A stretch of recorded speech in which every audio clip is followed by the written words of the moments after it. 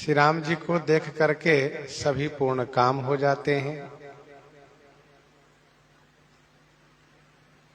सभी के मन में यही एक कामना थी कि श्री राम जी के अनुरूप सुंदर दुल्हन प्राप्त हो।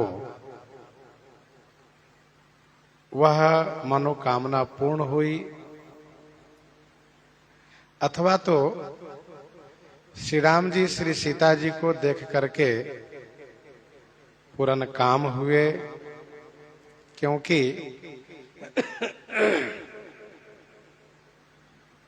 श्री राम जी जिस हेतु से अवतार धारण किए हैं उस हेतु की पूर्ति श्री सीता जी से ही होगी।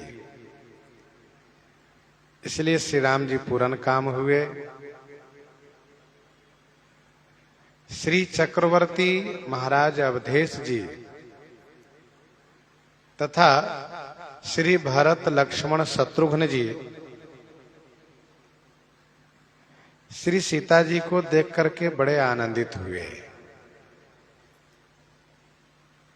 गोस्वामी जी कहते हैं, कहीं न जाई उर आनंद जेता।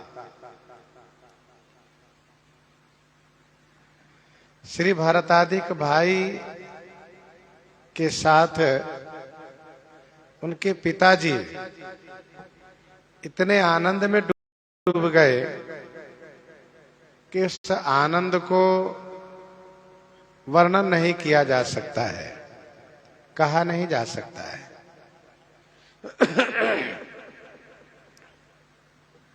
सुर प्रणाम करी बरसहि फूला, मुनि असीस धुनि मंगल मूला। मुनि असीस सुधुनि मंगल मूला। सुर प्रणाम करी बरसहि फूला। देवता लोग प्रणाम करके पुष्प बरसा रहे हैं।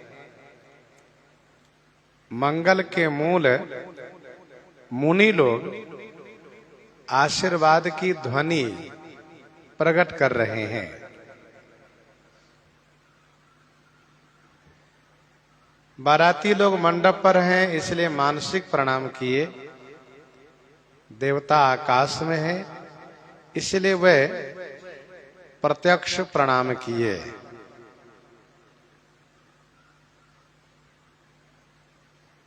प्रणाम करके पुष्प वृष्टि कर रहे हैं, फूल बरसा रहे हैं। प्रश्न ये उठता है कि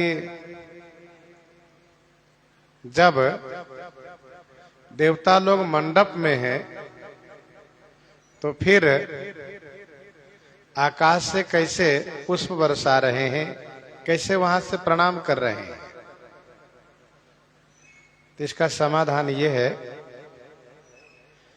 कि देवताओं में वह सामर्थ्य है, देवताओं में वह सामर्थ्य है कि वे अनेक रूप धारण कर सकते हैं। अथवा तो जो विशिष्ट देवता लोग हैं वे मंडप पर हैं ब्राह्मण वेश में, बाकी देवता आकाश में विमानारूढ़ हैं। दोनों बातें अपनी जगह सही है। देवता ब्राह्मण रूप में यहां भी रह सकते हैं, अपने रूप में आकाश में भी रह सकते हैं, अथवा जो विशिष्ट हैं वे मंडप पर हैं, सामान्य देवता आकाश में है।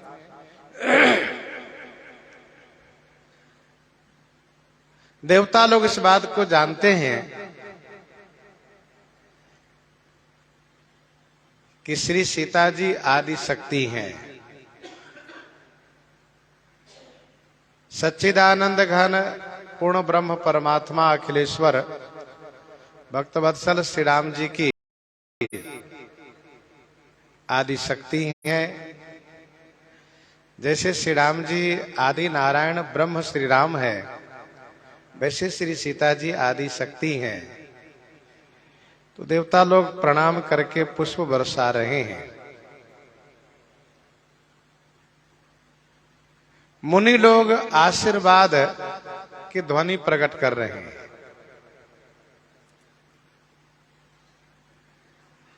देवताओं का पुष्प वर्षण और मुनियों का आशीर्वाद वर्षण दोनों मंगलमय हैं। और इसलिए इन दोनों को एक पंक्ति में गोस्वामी जी कह रहे हैं, गान निशान कोलाहल भारी, गान निशान कोलाहल भारी,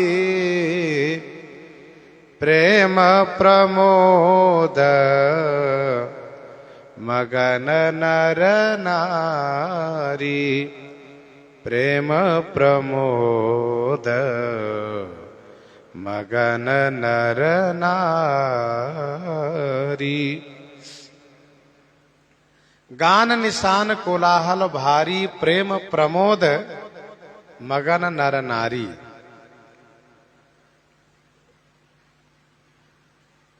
गान से मंगल गान, निशान माने नगाड़े की आवाज, नगाड़े की ध्वनि, और नगाड़े के साथ साथ और भी जो वाद्य यंत्र है उन वाद्य यंत्र की ध्वनि से भारी कोलाहल है।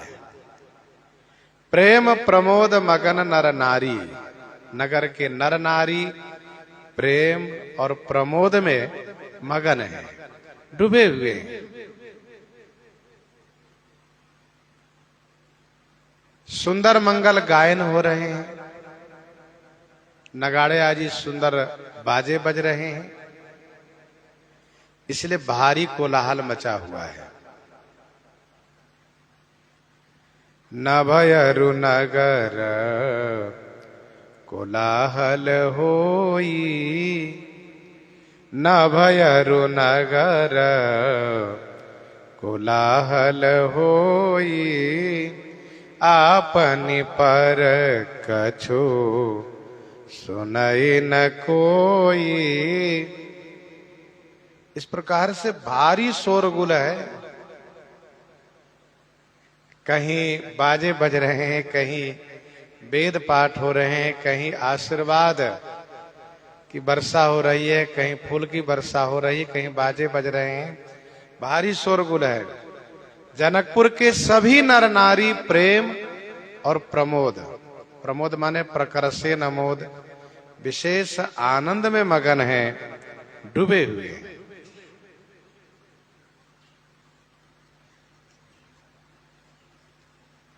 यही विधि सिए मंडप ही आई, यही विधि सिए मंडप ही आई, प्रमुदित शांति पढ़हि मुनि राई, प्रमुदित शांति पढ़हि मुनि राई। यही विधि सीए मंडप ही आए। इसी प्रकार से श्री सीता जी विवाह मंडप पर आई। मुनि लोग प्रमोदित होकर के, विशेष आनंदित होकर के शांति पाठ कर रहे हैं। यही विधि, यही विधि स्वामी जी ने कहा कि सीए संवारी समाज बनाई, मुदित मंडप ही चली लवाई। साथ के जो वनिताएं हैं उनकी शोभा, उनके द्वारा मंगल गायन, फिर श्री सीता जी की सुंदरता के संदर्भ में गोस्वामी जी ने एक पंक्ति में कहा, बारातियों द्वारा श्री सीता जी का दर्शन, बारातियों के द्वारा मानसिक प्रणाम, पुत्रों के सहित श्री चक्रवर्ती जी का आनंद तथा देवताओं द्वारा पुष्प वर्षण, मुनियों द्वारा आशीर्वाद का वर्षण, विभिन्न वाद्य यंत्र, गायन, इन सब के द्वारा भारी कोलाहल, इसी प्रकार से श्री सीता जी विवाह मंडप में आई। किसी ग्रह द्वारा कोई अशांति न हो, कोई अमंगल न हो, इसलिए मुनियों द्वारा शांति पाठ, प्रमुदित शांति पढ़ाए मुनि राज। मुनिराज, मुनि श्रेष्ठ लोग बड़े आनंदित होकर के शांति पढ़हि महीसुर अनुकूला। तेहि अवसर कर विधि व्यवहारो, तेहि अवसर कर विधि व्यवहारो, दुहु कुल गुरु सब कीन्ह आचारो, दुहु कुल गुरु सब कीन्ह आचारो। तेहि अवसर कर विधि व्यवहारू,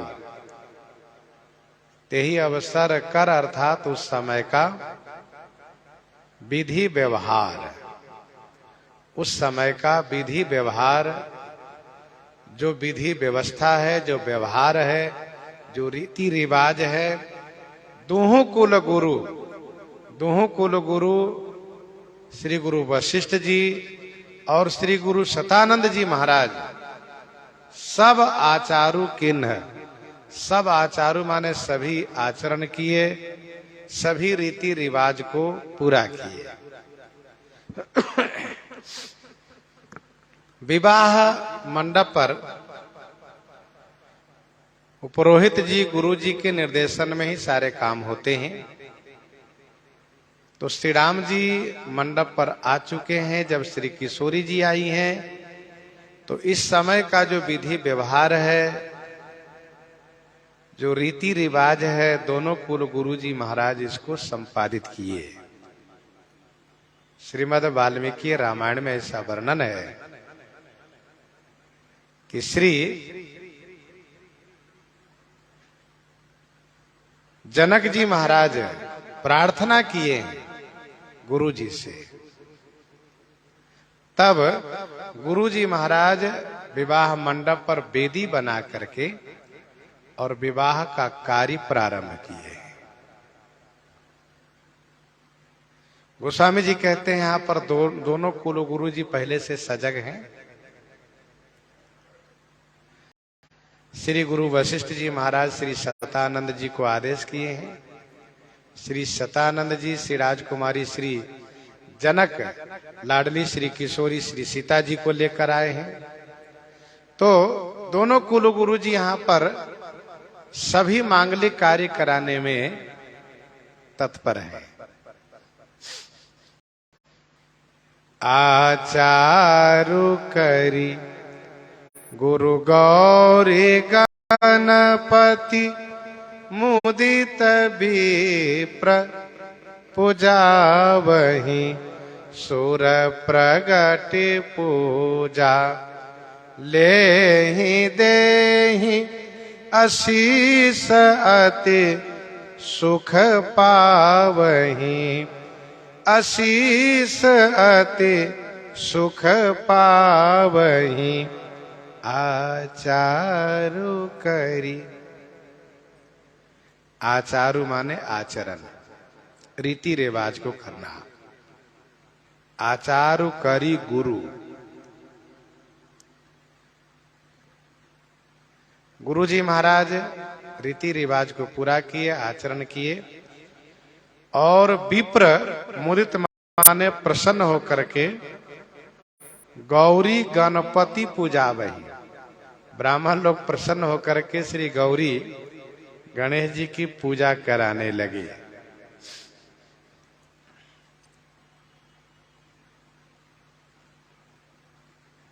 आचारु करी गुरु गौरी गणपति मुदित विप्र पूजावे। दोनों गुरुजी महाराज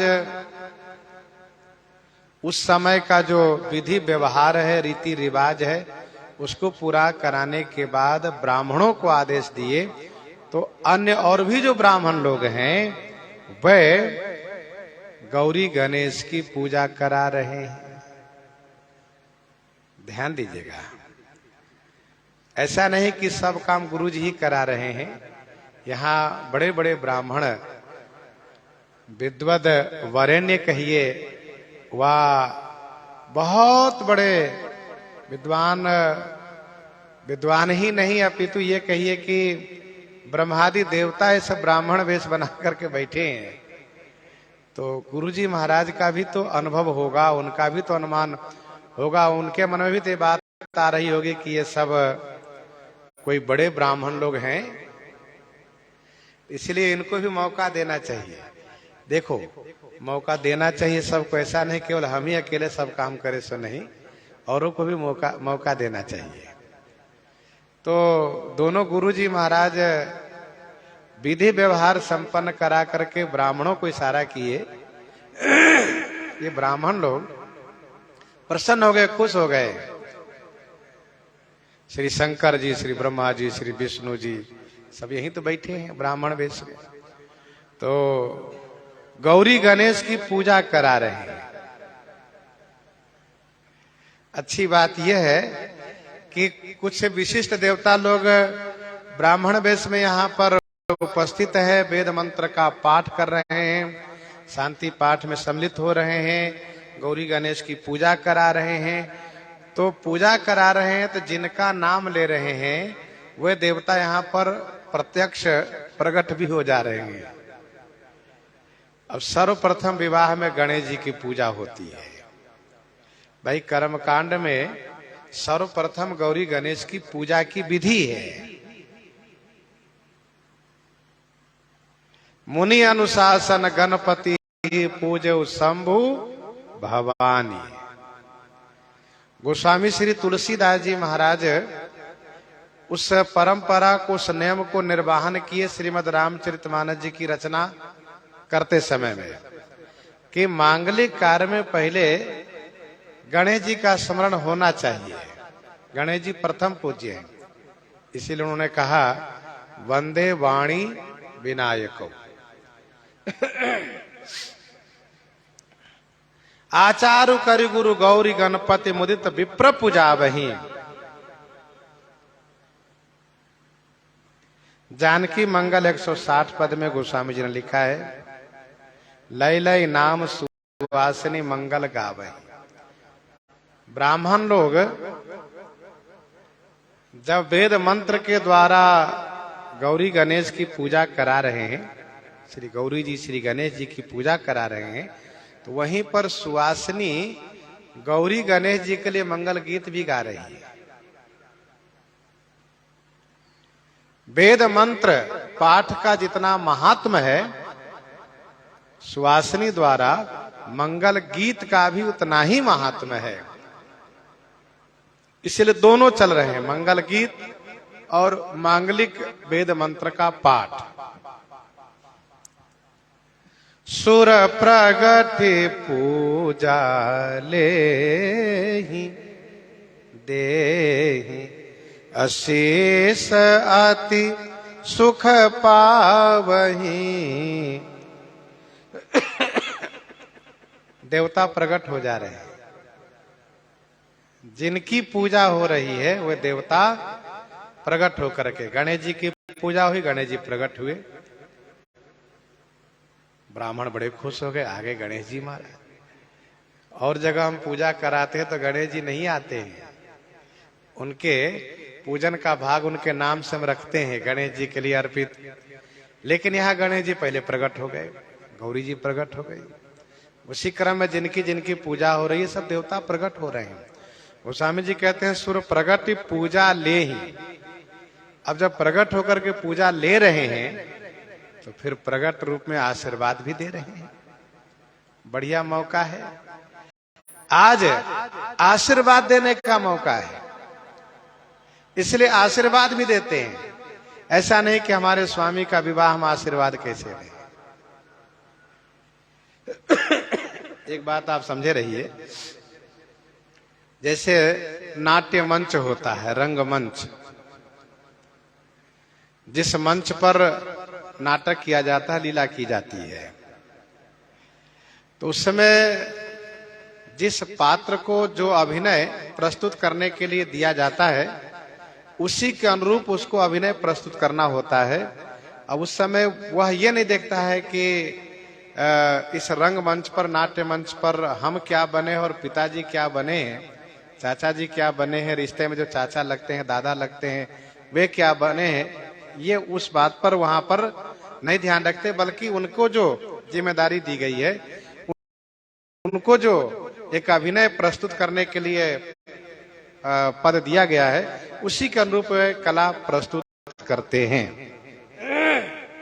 वैसे ही भगवान श्री राम जी की लीला है, श्री राम जी की लीला है, तो लीला में श्री राम जी तो सर्वेश्वर हैं, सर्वोपरि हैं, जगदीश्वर हैं, लेकिन लीला कर रहे हैं तो लीला के अनुरूप ही सभी देवता लोग अपना अभिनय प्रस्तुत कर रहे हैं।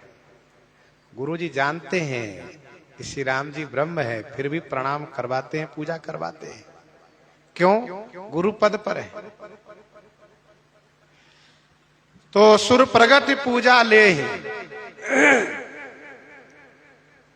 दे ही आशीष अति सुख पावे। प्रश्न ये उठता है कि विवाह मंडप पर आने में तो बड़ा संकोच देवताओं को लगा। ये सब ब्राह्मण के वेश में आए, कपट विप्रवर वेश बनाए, कौतुक देखें अति सचु पाए। कपट विप्रवर वेश बनाए, कौतुक देखें अति सचु पाए।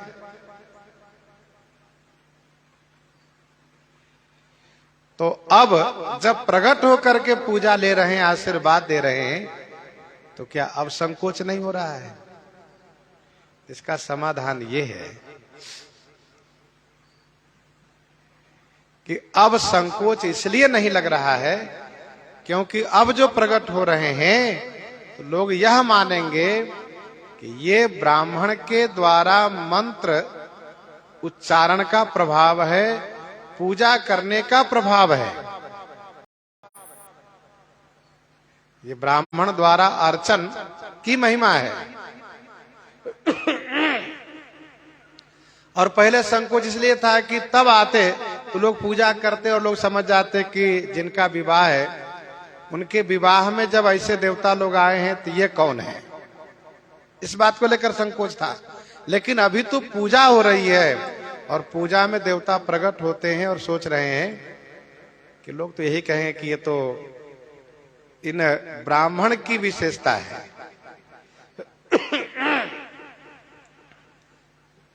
उनके मंत्र का प्रभाव है, इसलिए प्रकट हो रहे हैं।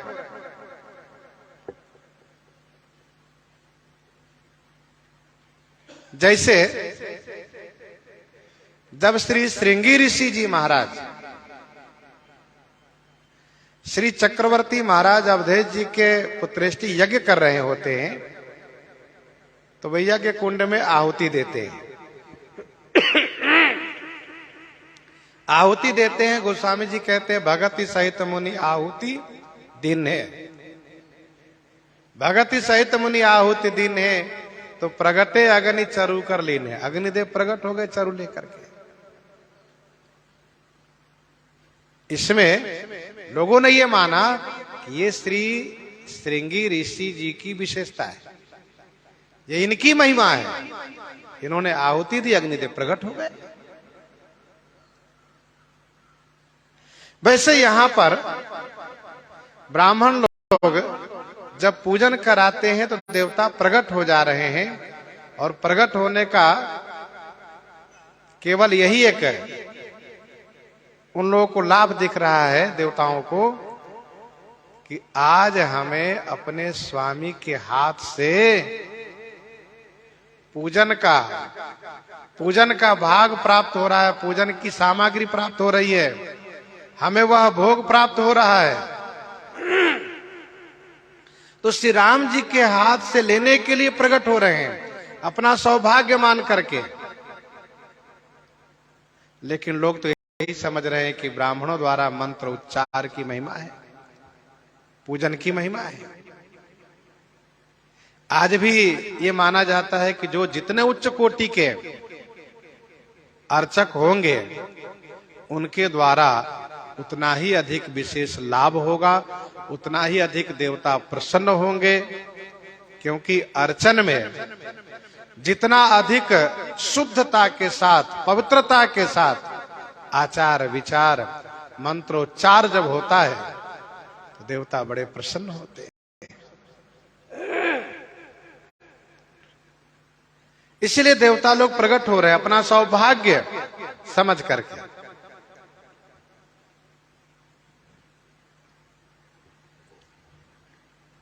जब श्री किशोरी जी गंगा मैया से प्रार्थना करती हैं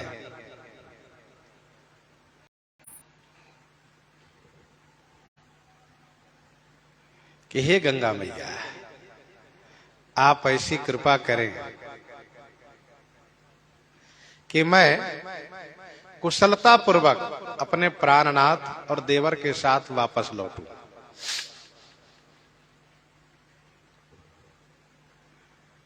ऐसी कृपा बनाए रखे, मैं कुशलता पूर्वक लौटूं और फिर से आकर के इस घाट पर आपकी पूजा करूं।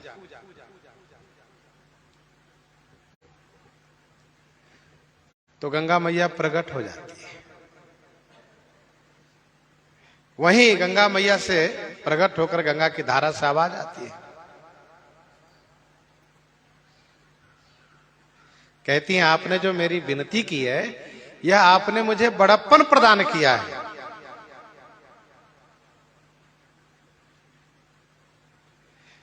लोगों की दृष्टि में तो गंगा जी की धारा से आवाज आ रही है, लेकिन ऐसा स्पष्ट लग रहा है गंगा जी प्रकट है। गंगा जी कह रही हैं कि तुम जो हमारी बड़ी विनय सुनाई, कृपा के न मोहि दीन बढ़ाई। भला आपको कोई क्या आशीर्वाद देगा? वस्तुतः आपने मेरी विनती करके मुझे बड़प्पन आपने दिया है, तो मैं तो आशीर्वाद दूंगी। किस लिए? अपने उस आशीर्वाद को सफल होने के लिए। ऐसा नहीं कि मेरे आशीर्वाद से आपको मंगल होगा, आपका तो मंगल ही मंगल है सब जगह। बल्कि लोग ये कहेंगे कि श्री सीता जी ने गंगा मैया की मनौती मानी, तो गंगा मैया की कृपा से श्री सीता जी का मनोरथ पूरा हुआ।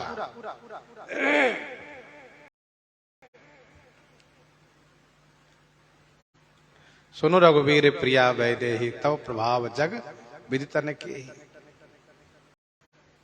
लोकप होई बिलोकर तोरे, तो वही से वही सब सिद्धि कर जोरे। यह महिमा उन्होंने गाई। तो उसी प्रकार से देवता लोग यह जान रहे हैं ये तो हमारे स्वामी है, भला मेरे आशीर्वाद से इनको क्या होगा, बल्कि इनको आशीर्वाद देने से हमारा आशीर्वाद सार्थक होगा। तो अपने आशीर्वाद को सफल करने के लिए, सार्थक करने के लिए देवता प्रकट होकर के आशीर्वाद दे रहे हैं। अति सुख पावहीं, अतिशय सुख प्राप्त करते हैं। मधुपर्क मंगल द्रव्य जो जेहि समय मुनि मन महु चहै। भरे कनक को पर कलश सो तब लिए परिचारक रहे। लिए परिचारक रहे। मधुपर्क मंगल द्रव्य जो जेहि समय मुनि मन महु चहै।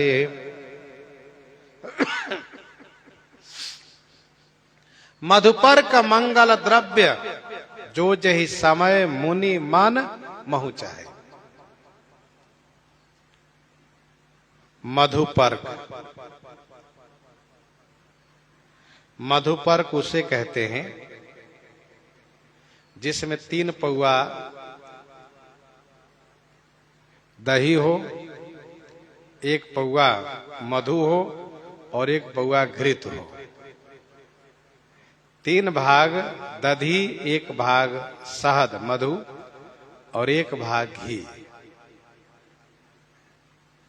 तीनों को मिलाने से ये मधुपर्क कहलाता है। 3 पौआ दही, 1 पौआ शहद, 1 पौआ घृत। यह मांगलिक द्रव्य माना जाता है। मांगलिक ये मधुपर्क होता है। शास्त्र में लिखा है कि मधुपर्क को दान करने से सौभाग्य की वृद्धि होती है, सुख की प्राप्ति होती है।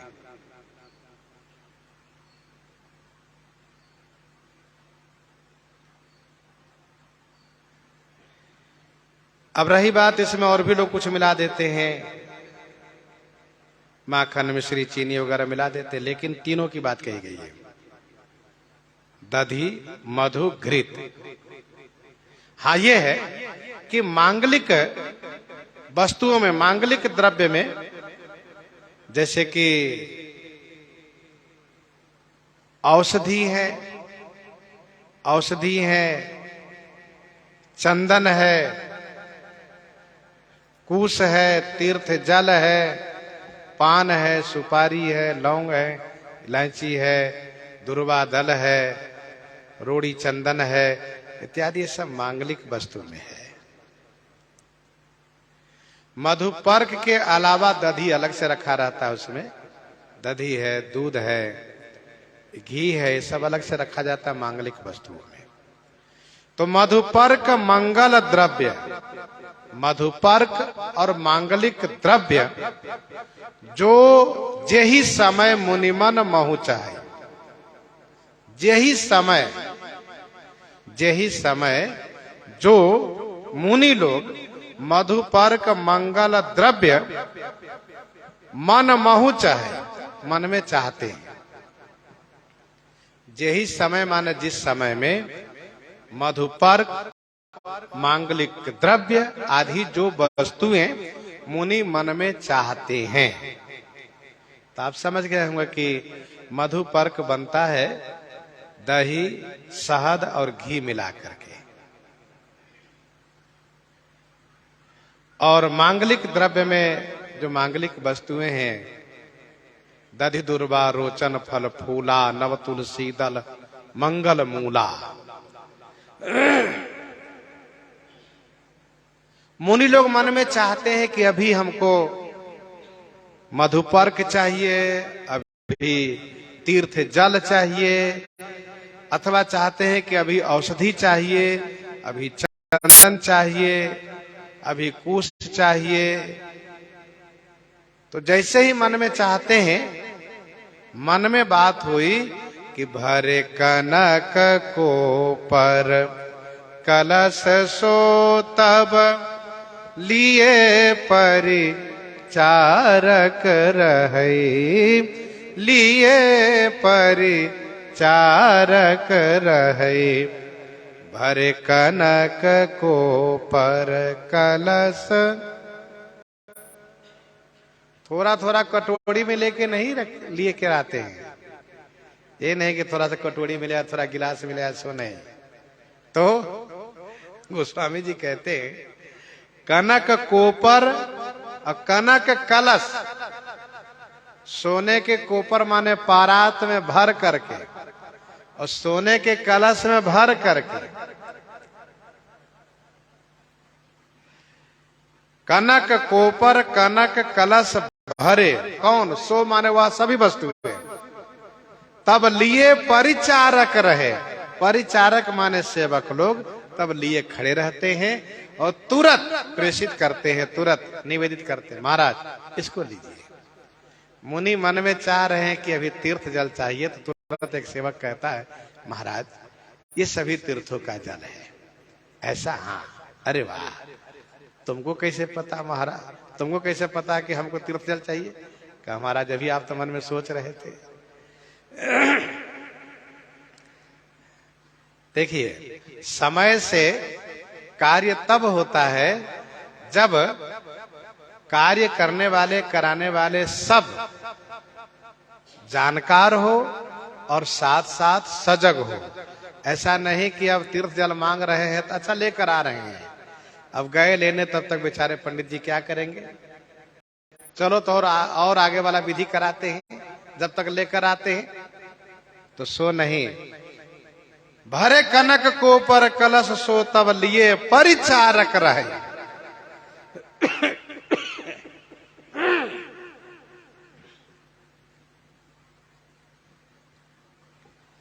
उचित ये होता है कि सेवक जानकार होना चाहिए, और यहाँ के सभी सेवक जानकार हैं, उनको पता है किस समय क्या होगा, क्या रस्म होगा, क्या वस्तु चाहिए, इसलिए सब लिए खड़े हैं, तुरंत निवेदित करते हैं, देते हैं।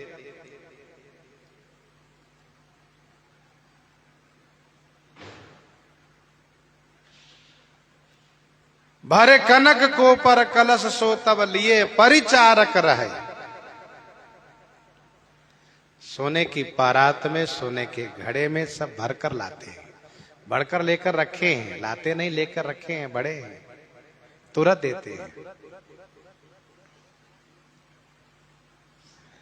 कुल रीति प्रीति समेत रवि कही देत सब सादर कियो।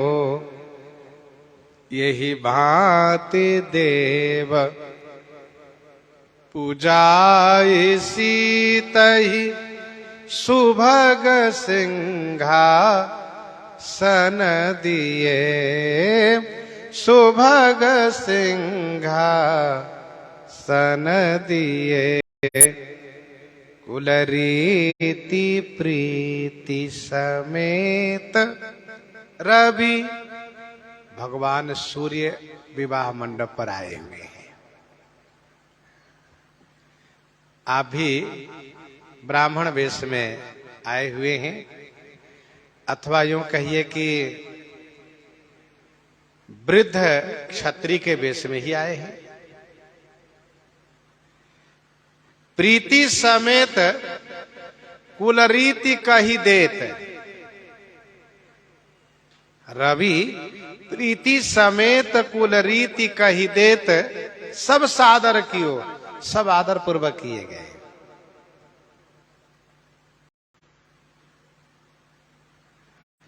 भगवान भास्कर बड़े प्रेम के साथ कुल रीति सुनाते हैं। ध्यान दीजिएगा, सूर्य वंश के आदि पुरखा श्री सूर्य भगवान है।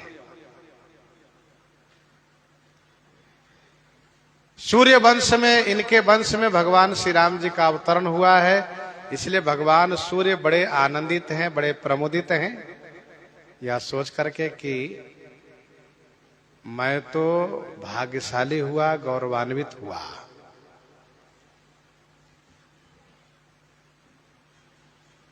सूर्य वंश के भूषण स्वरूप श्री राम जी आए। अब आप जरा सोचिए कि सूर्य वंश में जो रीति रही है, होता है कभी कभी ऐसा कि किसी परिवार में धीरे धीरे करके वह रीति कमजोर हो जाती है। लोग कहते हैं अब समय बदला, थोड़ा बदलाव करो। तो भगवान भास्कर यहाँ पर स्वयं मंडप पर उपस्थित हैं और वे तुरंत कहते हैं कि नहीं, यहाँ पर हमारे वंश की ये रीति है। श्री सतानंद जी को, श्री वशिष्ठ जी को बताते हैं कि मुनिवर, हमारे वंश की यहाँ पर ये रीति है और दुल्हा से इस तरह से पूजन कराया जाता है। अच्छा अच्छा अच्छा। श्री गुरु वशिष्ठ जी महाराज भी ऐसा नहीं कि अपने हठ पर हो कि नहीं हम ऐसे ही कराएंगे, सुने, आपने कहा ठीक ऐसे ही होगा। तो कुल रीति प्रीति समेत रवि कही देत, प्रेम पूर्वक। एक बात और समझिए यहां पर, क्या प्रीति समेत कही देत। किसी को कोई बात जब प्रेम से कहिएगा तो वह न चाहते हुए भी जरूर स्वीकार करेगा, मानेगा। अच्छा ठीक है। और यदि अनुशासनात्मक कहिएगा तो फिर वो कहेगा ठीक है, हो जाएगा। बड़े अपने आप को होशियार बनते हो, हम सोचते हो हम मूर्ख ही हैं, ये बात मन में आ जाती है। लेकिन कोई प्रेम पूर्वक कहता है महाराज यहाँ ये होना चाहिए, अच्छा अच्छा, ये तो बड़ी अच्छी बात है।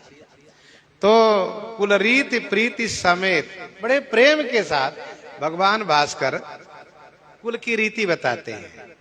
हमारे सूर्य वंश की ये रीति रही है, महाराज इक्ष्वाकु ने इस प्रकार से किया, महाराज मनु ने इस प्रकार से किया, महाराज रघु ने इस प्रकार से किया, और वे इस प्रकार से उन सभी राजाओं में से कुछ विशिष्ट लोगों का नाम लेकर के कि देखिए हमारे वंश की ये रीति रिवाज है। तो गुरु जी भी बड़े आनंदित हो जाते हैं, तो बहुत अच्छी बात है, आप तो पुरानी पुरानी बात जानते हैं। अच्छा, गुरु वशिष्ठ जी भी कोई नए नहीं, ये भी पुराने हैं। हाँ, तो कुल रीति प्रीति समेत रवि कही देत सब सादर कियो, सब आदर पूर्वक किए गए। और इसके बाद यही भांति देव पूजाई सीतई सुभग सिंहा सन दिए, सुभग सिंहा सन दिए। गृहस्थ परिवार के लिए सबसे बड़ा यदि कोई उत्सव होता है तो वो होता है विवाह उत्सव। चाहे उसमें बेटा की शादी हो चाहे बेटी की शादी हो, सबसे बड़ा उत्सव माना जाता है ये। और उसमें वे सब प्रकार से नियम मर्यादा को पालन करना चाहते हैं, कहीं कोई कमी न रह जाए, कहीं कोई चूक न हो, जिससे आगे चल करके कोई ये न कहे कि अमुक नियम को पालन नहीं किया गया इसलिए इनके गृहस्थ जीवन सुखद नहीं हुआ। इसलिए पूरी सावधानी के साथ सभी नियम को पालन किया जाता है। यही भांति देव पूजाई सीता ही सुभग सिंहासन दिए। अब जरा सोचिए कि देवता लोग प्रकट होकर के पूजा ले रहे हैं, आशीर्वाद दे रहे हैं, भगवान भास्कर स्वयं कुल की रीति स्वयं बता रहे हैं, और बड़े बड़े महापुरुष जिसमें सबसे बड़े गुरु वशिष्ठ जी महाराज हैं, वहीं श्री शतानंद जी, वामदेव जी, विश्वामित्र जी सब बैठे हैं। वो सामान्य ऋषि लोग नहीं हैं, सब रीति रिवाज पूरा करा रहे हैं। तो गोस्वामी जी ने कहा कि ये भांति देव पूजाई, इसी प्रकार से देव पूजन करा करके एक बड़ा सुंदर संकेत है कि जहां जिसकी पूजा की विधि है उनकी पूजा होनी चाहिए। जहां जिनकी पूजा की विधि है उनकी पूजा होनी चाहिए। भगवान श्री राम जी स्वयं पूजा कर रहे हैं, मुनि लोग महर्षि लोग पूजा करा रहे हैं। यही भांति देव पूजाई, श्री सीताराम जी से देव पूजन करा रहे हैं। सुभग सिंहासन दिए, सुभग माने सुंदर, सिंहासन दिए गए। किशोरी जी को, श्री जनक लाडली जी को सुंदर सिंहासन पर विराजित कराया, किशोरी जी को बैठाया गया। उनके साथ में सभी सहेलियां हैं, वे सभी सखियां हैं, वनिताएं हैं। सुंदर अद्भुत शोभा हो रही है।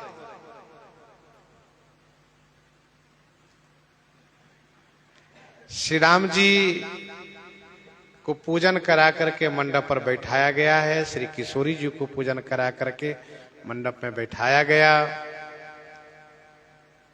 अब इसके बाद विवाह का रस्म प्रारंभ हुआ।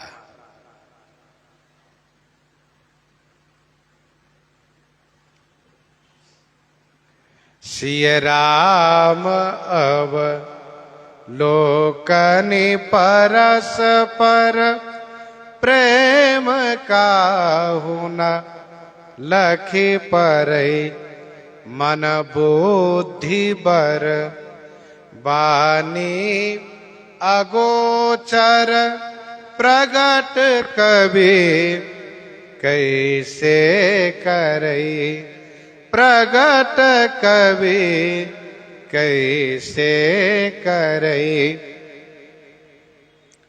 सिय राम अवलोकनी परस्पर प्रेम काहू न लखी पर। श्री सीताराम जी के परस्पर का अवलोकन में जो प्रेम है, वह प्रेम किसी को नहीं समझ में आ रहा है। प्रेम काहू न लखी परई, कोई प्रेम को लख नहीं पाता है। गोस्वामी जी कहते हैं वह प्रेम मान बुद्धि और बर वाणी माने श्रेष्ठ वाणी के अगोचर है। अगोचर माने विषय नहीं है। फिर कवि प्रगट कैसे करे, कवि प्रगट उसे कैसे करे, कैसे कहे, कैसे वर्णन करे। सिय राम अवलोकनी परस्पर प्रेम काहू न लखी परे। प्रश्न ये उठता है कि दोनों बड़े संकोची हैं, दोनों बड़े संकोची हैं। जैसे कि श्री राम जी, ये कोई कम संकोची नहीं है। श्री राम जी मातु समीप कहत सकुचाही, बोले समौ समुझे मन माही। श्री राम जी वन के लिए तैयार हैं। श्री सीता जी आ जाती हैं और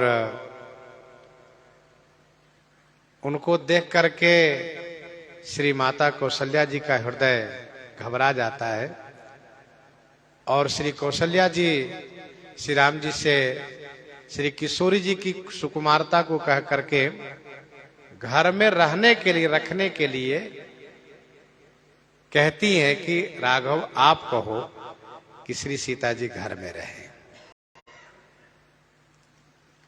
अथवा आप जैसा कहो मैं उस प्रकार के सिखावन दूं।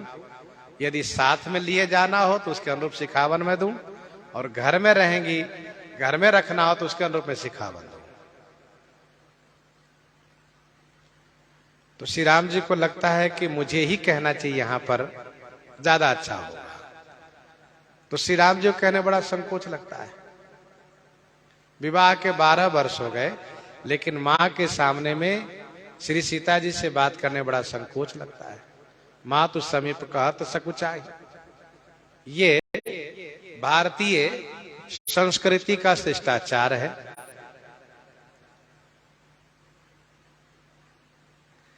अब रही बात किशोरी जी की, उनका संकोच तो और पराकाष्ठा पर है। गुरुजन लाज समाज बड़ा देख सिए सकुचार, लागे विलोकन सखिन तना रघुबीर और आनी। पुष्प वाटिका में जब नेत्र बंद कर ली होती हैं तो सखी इशारा करती है कि आप नेत्र खोलिए, तो बड़े संकोच के साथ नेत्र खोलती है। और जैसे एक सखी कहती हैं कि अब देरी हो रही है, तो फिर बड़े संकुचित, बड़े संकोच में आकर के फिर लौटने लगती हैं। तो बड़ा संकोच है दोनों में। और यहां पर गोस्वामी जी कहते, जहां पर के विवाह मंडप बिल्कुल भरा हुआ है, मिथिलावासी, अयोध्यावासी, देवतागण, इसमें सब विराजित हैं, बड़ी भीड़ है। और वहां पर सिय राम अवलोकनी परस्पर, ये कैसे हो रहा है? तो इसका उत्तर यह है कि विवाह का ये रस्म है, विवाह का ये रस्म है। विवाह मंडप पर दोनों गुरुजी महाराज आदेश दिए। जैसे गुरु श्री वशिष्ठ जी महाराज ने श्री रघुनाथ जी से कहा, राघव ये विवाह की विधि है, आप दुल्हन की ओर देखिए और उनके नख से शिखा पर्यंत देखिए। और उधर श्री शतानंद जी आदेश करते हैं, ललीजू आप दुल्हा सरकार को नक्श शिखा पर्यंत देखिए, ये विवाह की विधि है। इसका नाम है समंजन विधि, इसका नाम है समंजन विधि। तो विवाह की विधि पालन करने के लिए दोनों एक दूसरे को देखने लगे, विवाह की विधि पालन करने के लिए। सिय राम अवलोकनी परस्पर, जानकी मंगल 94 में गोस्वामी जी ने लिखा, राम दीख जब सिय सिय रघुनायक। श्री राम जी किशोरी जी को और किशोरी जी श्री राम जी को, दोनों जब एक दूसरे को देखने लगे तो कामदेव को मौका मिला, वे तुरंत धनुष पर बाण चढ़ाना शुरू किए। दो तन तकी तके सुधारत सायक। वस्तुतः दोनों के हृदय में मिलने की प्राप्ति की कामना हुई, यही मानो संकेत है कि धनुष पर बाण काम ने चढ़ाया। तो सिय राम अवलोकनी परस्पर प्रेम काहुन लखी परे। जिस प्रकार से श्री सीता राम जी दोनों अप्राकृतिक हैं, अलौकिक हैं, वैसे ही इन दोनों का प्रेम भी अप्राकृतिक है, अलौकिक है। इसीलिए लौकिक बुद्धि, लौकिक मन से, लौकिक वाणी से इस प्रेम को न तो जाना जा सकता है न कहा जा सकता है। भगवान श्री राघवेंद्र सरकार कहते हैं कि तत्व प्रेम कर मम अरु तोरा, तत्व प्रेम कर मम अरु तोरा, जानत प्रिया एक मन मोरा। सरकार कहते केवल मेरा मन जानता है, सो मन सदा रह तो ही पाए। तो सिय राम अवलोकनी परस्पर प्रेम काहुन लखी परे। सब लोगों ने यही जाना कि ये विवाह के समंजन विधि हो रही है, पर वस्तुतः दोनों के परस्पर अवलोकन में अलौकिक प्रेम प्रकट हो रहा है। मन बुद्धि पर बानी अगोचर, प्रगट कवि कैसे करई। मन बुद्धि और श्रेष्ठ वाणी के अगोचर है, अगोचर माने विषय नहीं है, तो कवि कहे तो कहे कैसे।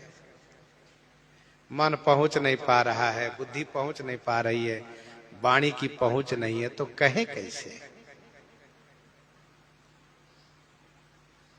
मन समेत जहि जानन बानी, मन समेत जहि जानन बानी, तरक न सकहि सकल अनुमानी। और वेद वचन मुनि मना गमते प्रभु करुणा ऐन। तो मन बुद्धि श्रेष्ठ वाणी से अगोचर है, अगोचर माने विषय नहीं है। होम समय तनु धरि अनल, अति सुख आहुति लेहि। विप्र वेश धरि वेद सब कही, विवाह विधि देहि, कही विवाह विधि देहि। अब आप जरा विचार करिए, श्री ब्रह्मा जी आ गए, विष्णु जी आ गए, श्री शंकर जी आ गए, भगवान सूर्य आ गए, तो फिर वेदों ने विचार किया हम क्यों पीछे रहें, हम भी वहीं रहेंगे। वेद भी आ गए, यहां पर सब पहुंचे हुए हैं। अब आप जान लीजिए, सब जब यहीं इकट्ठे हो गए हैं तो रात्रि जल्दी बीत जाए कौन चाहेगा। जब सब यहीं आ गए हैं, सबको परमानंद की प्राप्ति हो रही है, सब आह्लादित हो रहे हैं, और भगवान भास्कर यहीं बैठे हैं, वे सोच रहे हैं कोई विधि छूटे ना, इसलिए विवाह के अंतिम समय तक रहेंगे। इसलिए ये सोचना नहीं है कि रात्रि जल्दी बीत जाएगी।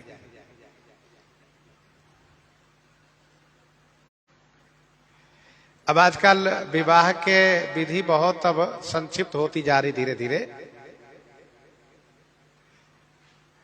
इससे जहां तहां विवाह की विधि जो देखी सुनी जा रही है 9-10 बजे तक बाराती आगमन बाजे आदि बज रहे हैं और 1-1.5 बजे के बाद फिर पता चला कि सब समेटना भी शुरू हो गया है। तो 2-3 घंटे में सारा काम पूरा हो जाता है। बाराती आई, उसे खिलाए पिलाए, 1-2 घंटे विवाह का कार्य पूरा हुआ। फिर 2-3 बजे पता चला कि टेंट तमु सब उखड़ना शुरू हो गया। सब सुबह सब जय सीताराम। और विवाह की विधि ऐसी है, जिस विधि को सभी विधि को पालन, जैसे कि ब्राह्मण देवता अपने तरीके से पालन कर रहे हैं, सुवासिनी पालन कर रही हैं दोनों तरफ से, तो उसमें संध्या काल से ही लगे रह करके सुबह बहुत देरी तक अभी भी आज भी जहां भगवान श्री सीताराम जी का विवाह उत्सव विधि विधान के अनुसार मनाया जाता है। अयोध्या जी में आप देखिएगा तो कुछ मंदिर ऐसे है कि वहां विवाह उत्सव होते होते प्रातः 7-8 बज जाता है। तो कहीं जाकर सुबह 6-7 बजे कोहबर की ओर भगवान श्री सीताराम जी को प्रस्थान कराते हैं। पहले यह था कि मन में उत्साह होता था और कहीं कहीं अमुक मंदिर में अमुक मंदिर में तो जाया करते थे अपने राम जी। तो गोलाघाट तरफ जाए तो पता चला कि सुबह 6-7 बज रहा, अभी विवाह की विधि चल रही है। तो इस प्रकार से विवाह उत्सव अब यहां पर सब उपस्थित है। होम समय तनुधरि अनला अति सुख आहुति ले ही विप्रवेश धरि वेद सभा कही विवाह विधि दे। अभी तो हवन हो नहीं रहा तो अग्निदेव कैसे प्रकट हो गए? गोस्वामी जी कहते हैं कि अभी हवन नहीं हो रहा, लेकिन हवन होगा ना। जब होगा तब ये प्रकट होंगे। तो गोस्वामी जी से एक भक्त ने पूछा, आप तो पहले कह दिए। तो गोस्वामी जी ने कहा, हम इसलिए कह दिए कि हमें मालूम है जब सब लोग यहाँ उपस्थित, अग्निदेव भी तो यही है, बस केवल हवन होने की देरी है। हवन जहां हुआ अग्निदेव वहीं प्रकट होंगे तुरंत, देखिएगा ना। जब सब लोग प्रकट है तो वे क्यों पीछे रहेंगे, वो भी यहीं रहेंगे। तो होम समय तनुधरि अनला अति सुखाहुति ले। अब ये श्रवण हम लोग आए करेंगे। करी होम विधिवत गांठ जोरी हो न लागी भावरी। आगे है सिंदूरदान कन्यादान वगैरह सबके बाद में है।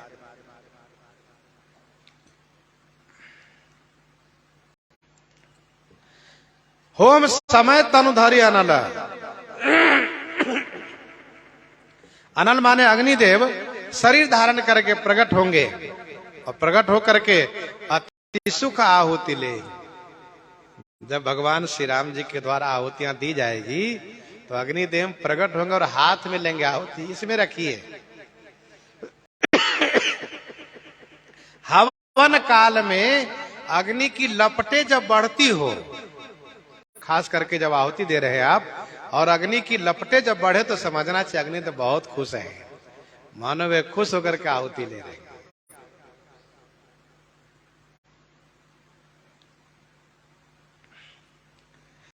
भगति सहित मुनि आहुति दीने प्रगटे अग्नि चरु कर लीन है। भगवान श्री राम जी के चरित्र में लीला में अग्निदेव प्रकट होते हैं।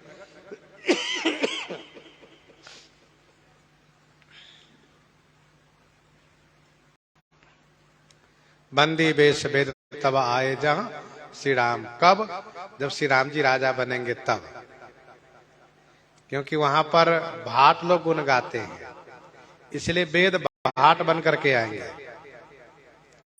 बंदी बेश वेद तब आए जहां श्री राम। और यहां पर विवाह मंडप है। विवाह में ब्राह्मण के वचन का महात्म होता है।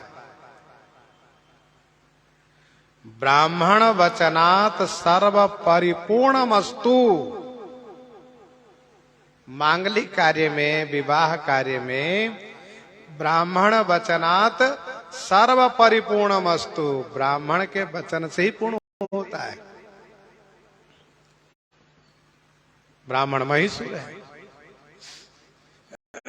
कलयुग है ये। कुछ लोग ब्राह्मण के विरोध करते पाए जाते हैं। ब्राह्मण के विरोध करते हैं, लेकिन उनके भी जब घर में मांगलिक कार्य होता है तो उनकी गृह स्वामिनी कहती है कि देखिए जी, आप चाहे कुछ भी कह लो ब्राह्मण के बारे में, लेकिन कार्य तो ब्राह्मण से ही होगा।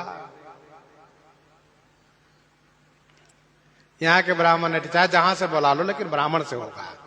तो गृह स्वामिनी का आदेश होता है, फिर ब्राह्मण के द्वारा ही सभी मांगलिक कार्य संपादित होता है। तो मांगलिक कार्य में ब्राह्मण वचनात् परिपूर्णमस्तु, ये शास्त्र का वाक्य है। सर्व परिपूर्णमस्तु। होम समय तनुधरि अनला अति सुख आहुति ले विप्रवेश धरि वेद सब।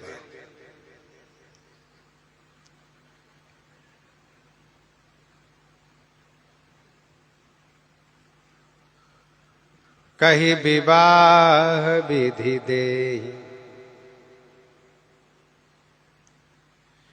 प्रश्न ये उठता है कि जब सभी बड़े बड़े ऋषि लोग विवाह की विधि बताने के लिए यहाँ विराजित हैं, कुल रीति बताने के लिए सूर्य भगवान है, विवाह की विधि बताने के लिए यहाँ पर श्री गुरु वशिष्ठ जी जैसे महापुरुष, और श्री विश्वामित्र जी, श्री वामदेव जी, श्री गौतम जी, श्री शतानंद जी, ये सब बड़े बड़े ऋषि लोग हैं। फिर वेद भगवान क्यों आए? विप्रवेश धरि वेद सब, कही विवाह विधि दे। ये श्री राम जी का विवाह है। वैसे वेद भगवान स्वयं आ गए, अपने आप को भाग्यशाली समझते हुए सेवा देने के लिए स्वयं प्रकट हो गए। अरे भाई, कोई भी विवाह की विधि को करा रहा है तो वेद के द्वारा, और वेद के द्वारा कोई करा रहा और वेद स्वयं प्रकट होकर करावे, अंतर तो होगा ही। आप वेद के द्वारा करा रहे हैं तो कहीं आप चूक भी सकते हैं, लेकिन वेद जब स्वयं प्रकट होंगे तो वहां कोई चूक होगी नहीं।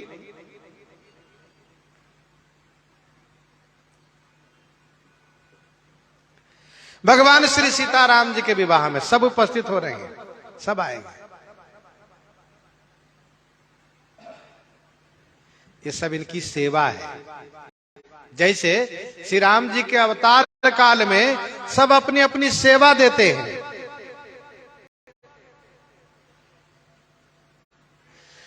स्तुति करही नाग मुनि देवा, स्तुति करही नाग मुनि देवा, बहुविधि लावही निज निज सेवा, बहुविधि लावही निज निज सेवा।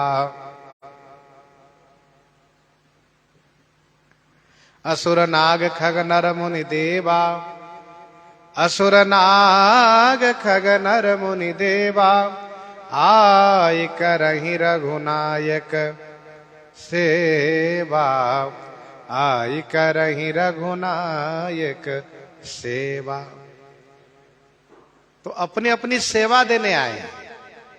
मौका है सेवा देने का, तो सेवा देने आए, सेवा करनी चाहिए।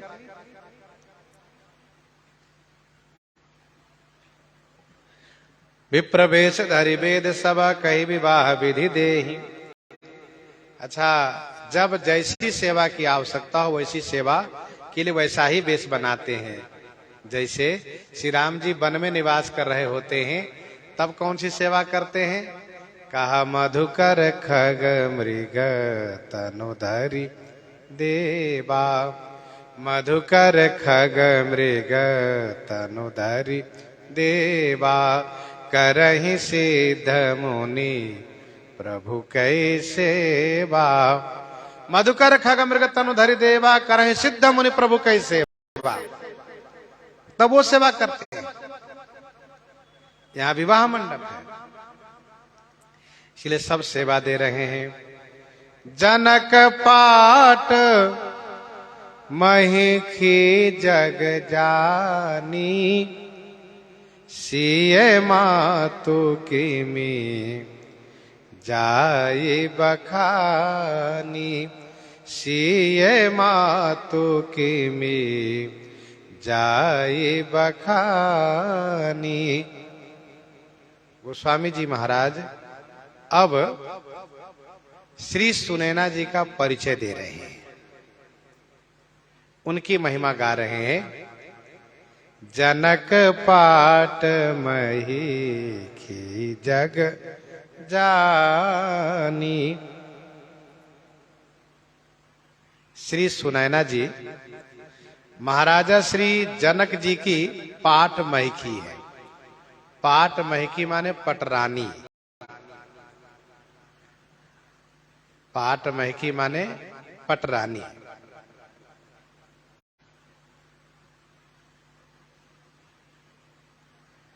रानी 4 प्रकार की होती है। रानियों के 4 भेद होते हैं। राजमहिखी, परिव्रता, बाबता और पालाकली, ये 4 भेद है। राजमहिखी जिसको पटरानी कहते हैं। पट, पाट सिंहासन कहते हैं। जो सिंहासन पर साथ विराजती हो उसी को पटरानी कहते हैं। तो राजमहिखी, परिव्रता, बाबता और पालाकली, ये 4 भेद है रानियों का। जिनके साथ राजा का सर्वप्रथम लोक वेद विधि को पालन करते हुए विवाह हुआ हो वही पटरानी कहलाती है। जिनके साथ राजा का लोक वेद विधि को पालन करते हुए भामर पूर्वक विधि पूर्वक विवाह हुआ हो, भामर पड़ा हो, सिंदूर दान हुआ हो, वह राजमहिखी कहलाती है, पटरानी कहलाती है। और उन्हीं का अधिकार होता है राजा के साथ सिंहासन पर बैठने का, यज्ञ मंडप पर बैठने का। विशेष शुभ कार्य में वही साथ बैठती है, वो राजरानी कहलाती है। पाट बंदनी कहते हैं उसको, राजमहिखी कहते हैं, पटरानी कहते हैं।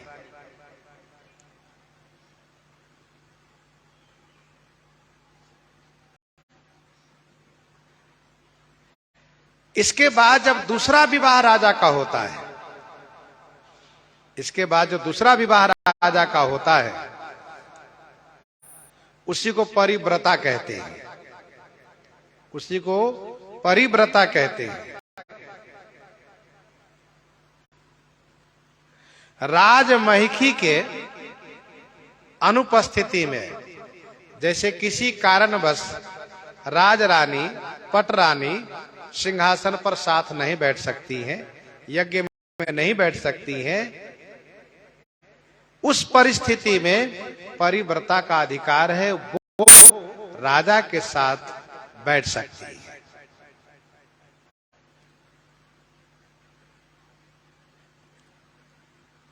इतना उनको अधिकार रहता है।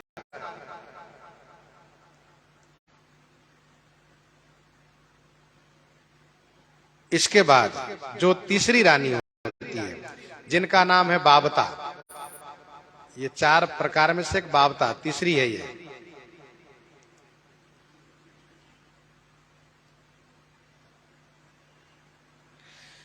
जिस कन्या के रूप गुण से प्रभावित होकर के राजा अपना ताज अथवा अपनी तलवार भेज करके विवाह संपन्न कराते हैं। ध्यान दीजिएगा, राजमहिखी अर्थात पटरानी और परिव्रता दोनों के विवाह में राजा स्वयं जाते हैं विवाहने के लिए, और विवाह के सभी विधि वहां पर पालन किए जाते हैं। लेकिन जो तीसरी है जिसको बाबता कहते हैं, इसमें राजा स्वयं न जा करके राजा अपनी ताज भेजते हैं अथवा अपनी तलवार भेजते हैं। उसके द्वारा उस कन्या का विवाह कार्य संपन्न होता है। वो घर में आती है, महल में आती है। इनका अधिकार नहीं है सिंहासन पर बैठने का अथवा यज्ञ आदि में बैठने का अधिकार इनका नहीं होता है।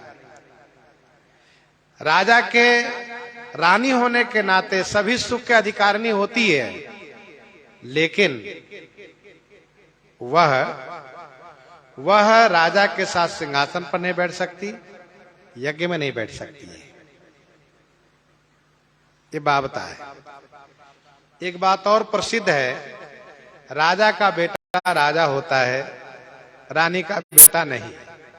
यह इसलिए कहा जाता है कि राजा का वह बेटा जो पटरानी से हो, अथवा यूं कहिए कि जो रानी के द्वारा बेटा पैदा हुआ हो, वही राज्य का अधिकारी होता है। सब लोकोक्ति है, लोक प्रसिद्ध बात है ये। चौथी रानी वो है जिनको कहते हैं पालाकली। चौथी प्रकार की रानी वो है जिनको कहते हैं पालाकली। पालाकली का मतलब यह है कि वह कन्या स्वयं राजा से प्रभावित होकर के विवाह के लिए प्रस्ताव रखती है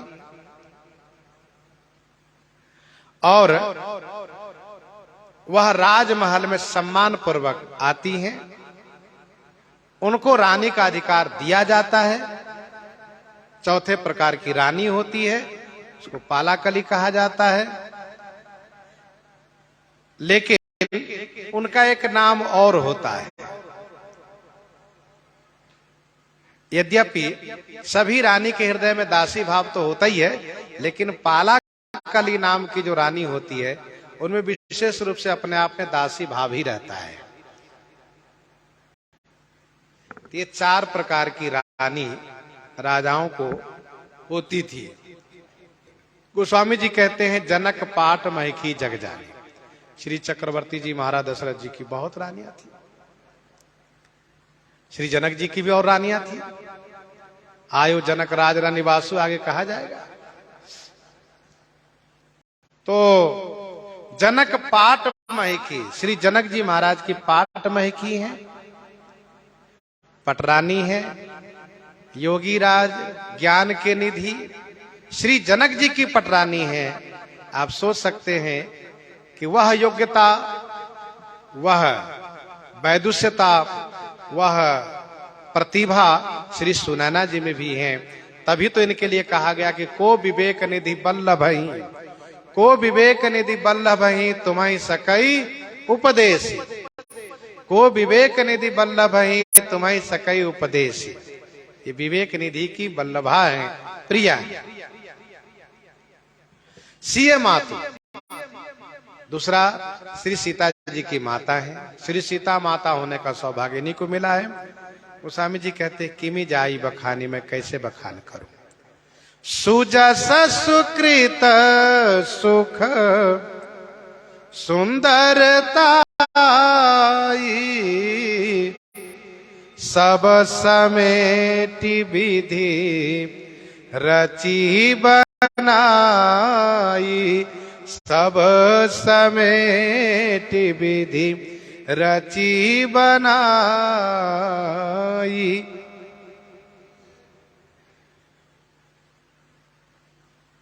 ब्रह्मा जी हम आप सबको 5 तत्व से बनाए हैं, पृथ्वी से, जल से, अग्नि से, आकाश से, वायु से। लेकिन ब्रह्मा जी ने श्री सुनैना जी को किससे बनाया? कहा इन 5 से। सुजस सुकृत सुख सुंदरताई, सुजस सुकृत सुख सुंदरताई, सब समेटि विधि रची बनाई। सुजस सुकृत सुख सुंदरता और सीए मातु होने का गौरव, इन 5 को समेट करके ब्रह्मा जी ने श्री सुनैना जी को बनाया है। सुजस सुकृत सुख सुंदरताई, सब समेट विधि रची बनाई।